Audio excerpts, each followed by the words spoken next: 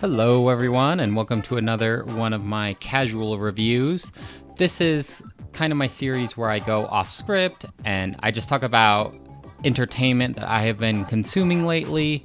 Today I'm going to talk about my experience playing the new Super Mario Bros. 2 for the 3DS. And I know what you're thinking, why am I playing this if I have a Switch and Super Mario Maker 2? There's a couple reasons why I went back to this game on the 3DS.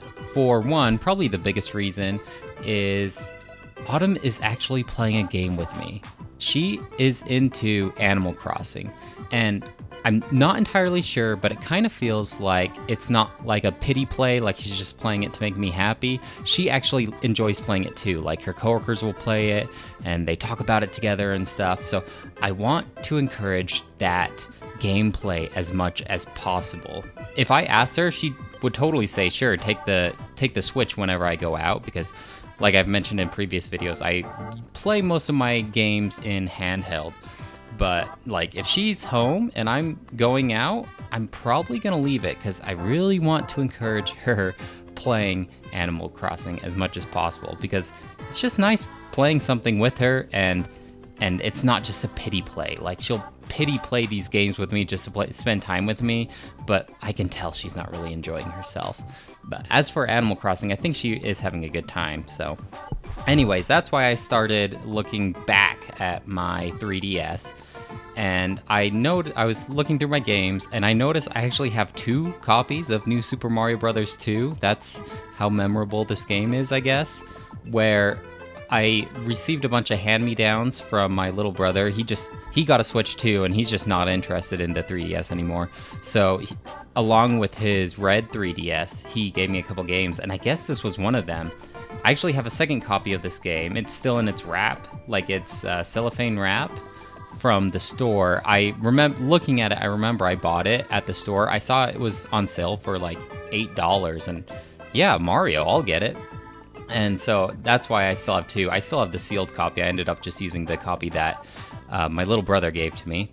Another reason why I'm picking this up instead of Super Mario Maker 2, probably a reason why a lot of people are buying the new Super Mario Bros. Deluxe for the Switch instead of playing Super Mario Maker, is it's just nice to have these professionally made levels that aren't all gimmicky and puzzly and silly. Like those have a place too, but it's just nice, like, here's your levels, go play them. We had experts make these games.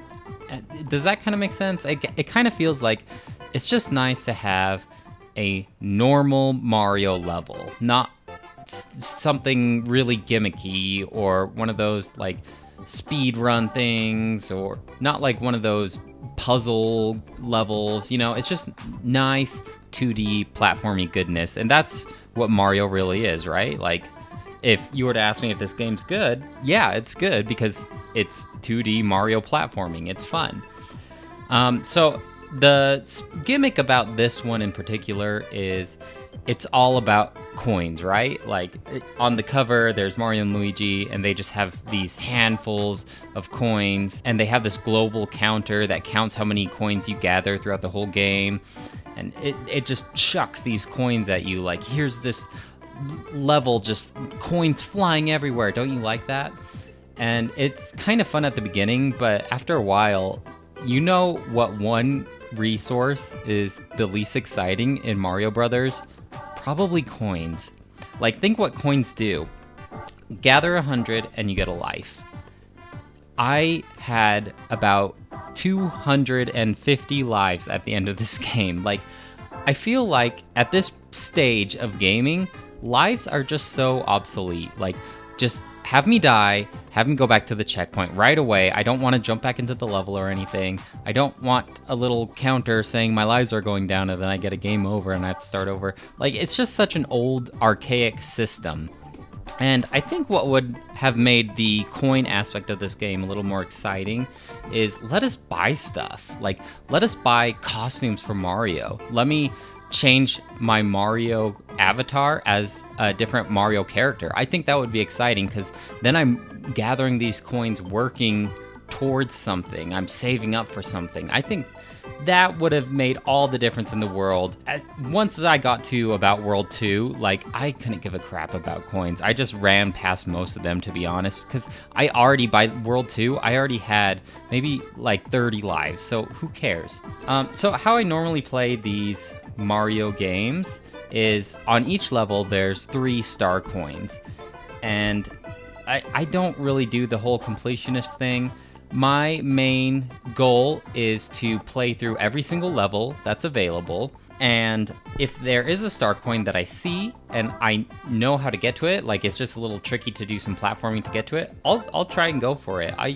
I'd say I ended the game with maybe 80 star coins, and I might be making this up, but I think there's around 100 star coins in the game, so I got the majority of them, but some of them, like, you just have to find these hidden blocks, and there's a lot of looking online in my part if I was going to go back and gather up all the star coins. And if this was, like, if I was going back to being like 12 years old and this was my only game to last me until my next birthday, yeah, I probably would do a 100% completionist run, but I just have so many games that I can go to. I'm just going to experience every single level possible and move on. Going back to the hassle of getting some of these star coins, I feel like some of these secret paths to go to different levels were so difficult. Like, how was I to know that?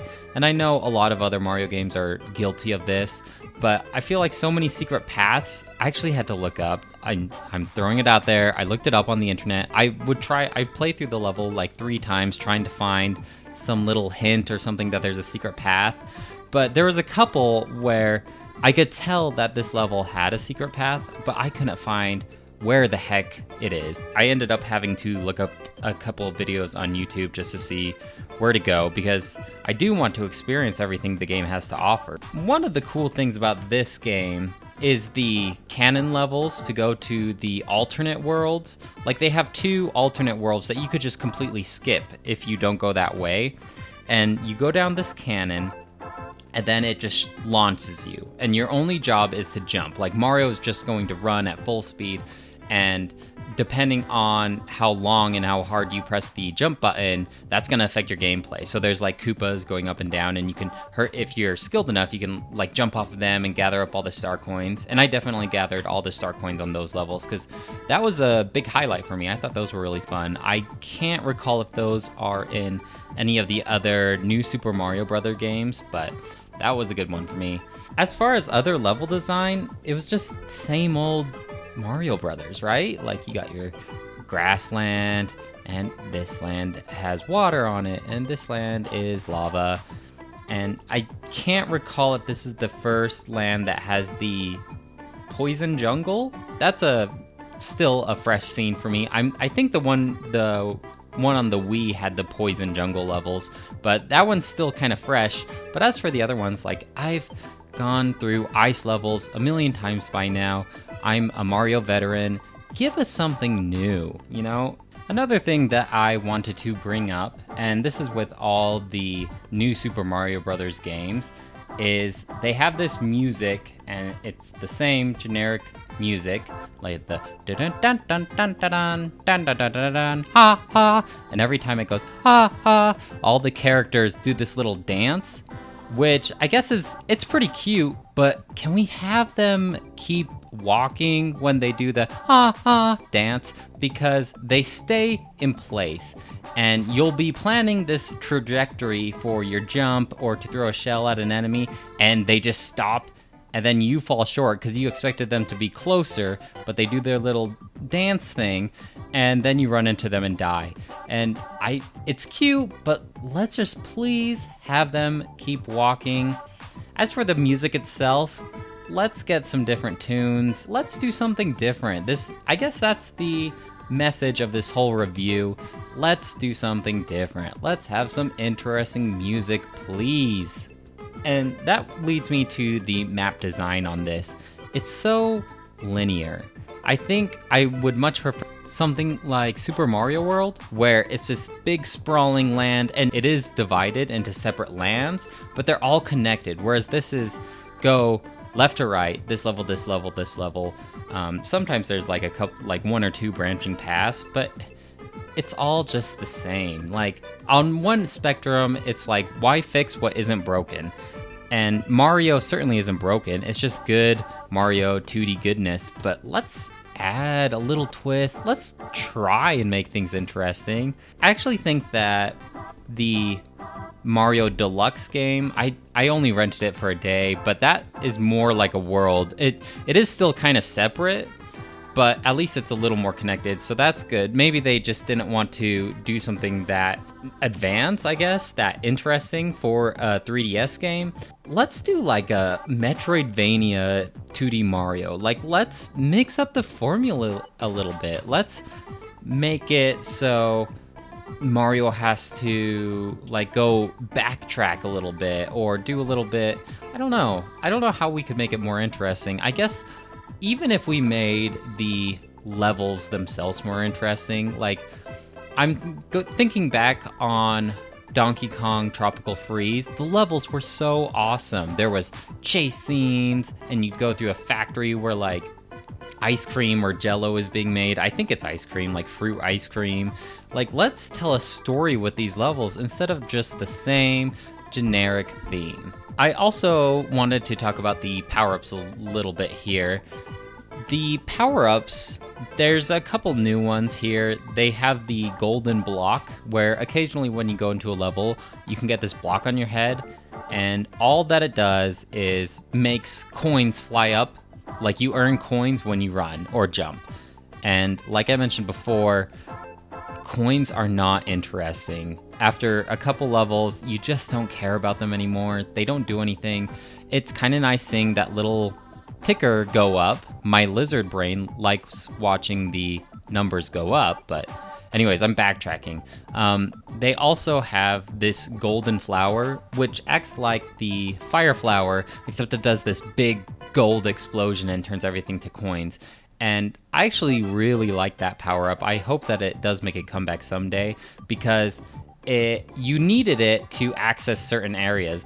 It would destroy blocks when you're swimming, whereas nothing else would. And it was just awesome turning everything, like exploding them into coins. It was a really interesting power-up.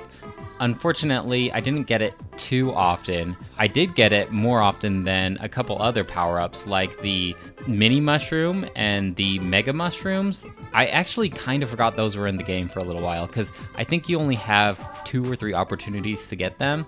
They made an appearance in the New Super Mario Bros. 1, and I did like the mini mushroom more than the super mushroom, the mega mushroom actually, because it kind of made you, like, it was risky because one hit and you're dead, but you could like sneak through all these secret little areas designed specifically for the mini mushroom, which could be considered a bad thing, because certain things you'd have to exit the level, go get a mini mushroom, go back to the level, hope you don't die before you reach to it.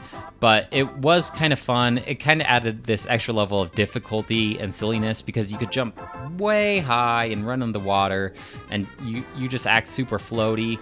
The mega mushroom actually isn't that great either, because you just steamroll the level. Like, hey, you know what would be fun? Let's just have you crush everything in your part, and there's just no challenge to it. Your job is to just run to the right. Like, that's all you do. That doesn't sound very fun. It's visually pretty cool. You're like destroying tubes and anything in your path, and that can be kind of fun to watch, but I can kind of see why they only gave you the Mega Mushroom a couple times, because it's just not that interesting playing it. There was one other one, I'm not sure if this was in any of the other new Super Mario Brothers games, but the Gold Super Leaf, where it kind of gave you this pity item if you were struggling on a level, and I was struggling on the last level. Spoilers, it's Bowser's Castle. But if you die, I think it's like 3 times in a row at the same part, they give you this pity block and say, hey, we'll give you this gold super leaf. Basically, it acts like the Super P-Wing on Super Mario Bros. 3, where you can just fly forever. And I was too proud to use it, but that's kind of nice for someone who's a little more platformy inept, I guess I'll say. No judgment against you if you want to use the gold super leaf. That'd be nice for like beginners of the genre. I'm just too proud to use it, and looking back, I kind of wish that I did, just to get that last level out of the way. That's another one of my gripes, is the end level. I won't go into it too much, but the end level, if you die at the last part, you have to go through this whole thing again, and you have to watch this little cutscene that's unskippable, and it just took me a couple tries. I don't know, maybe it's probably because when you're trying to rush through these levels, you're just trying to speed run, you act hasty, and you die. Whereas if I had just taken my time, I probably would have beaten it my second or third time, but I was just trying to speed through it. That was to my detriment, because I kept dying, and I had to keep watching this little cutscene thing. It was just a little annoying near the end, and it kind of left a bad taste in my mouth. As for the other bosses in the other worlds, it's the Koopalings, which, another one of my gripes going along with the levels, it's just the same boss. This is Lemme Coop, this is Morton Koopa, and granted, they did try to make each of these boss fights kind of unique, kind of give them their own thing, but in the end, like, let's just have supersized minion battles. Like, I'm thinking about Yoshi's Island, where you would come across a normal enemy, and then Kamek would turn him super huge, and you'd have to go through this unique battle with this big super Koopa. You know, let's do interesting things like that. Why does it always have to be the Koopalings? I feel like Nintendo just has this thing for the Koopalings. Like, in Mario Kart 8, like, all the new characters are just Koopalings. Who cares about the Koopalings anymore? They were fun when they first came out, but I'm just sick of them, and let's get some new bosses here. Let's bring in some of the bosses from Mario Odyssey or something. I don't know. Overall, guys, I think it's a good game, and I enjoyed my experience playing it, but it's just more Mario. Whether that's a good thing or a bad thing, if you like Mario, you'll like this. If not, you probably won't. Let's just mix up the formula. I don't know where they go from here after Super Mario Maker, but let's do like a Metroidvania Mario. I know we see a ton of Metroidvanias out now, but let's mix up the formula. Let's do something interesting for 2D Mario is all I'm saying. Like, let's give Mario the ability that he has in Odyssey. Let's give him Cappy, and as he's running around, he can throw his cap at a Koopa, and then he can roll around in a Koopa shell. So many interesting things, but I guess Nintendo has the attitude of why fix what isn't broken. So overall, just some good Mario goodness. I'd still probably give it a 3 out of 5, but the sameness of it just, it's got me worn out. I probably won't go back to another 2D Mario game like this for a while. So now I guess it's time that I go through my 3DS games and pick out what I'm going to play next. Maybe I'll go back even further than that and dust off the old Game Boy Color. We'll see. That's all for now, guys. Thanks for watching. Bye!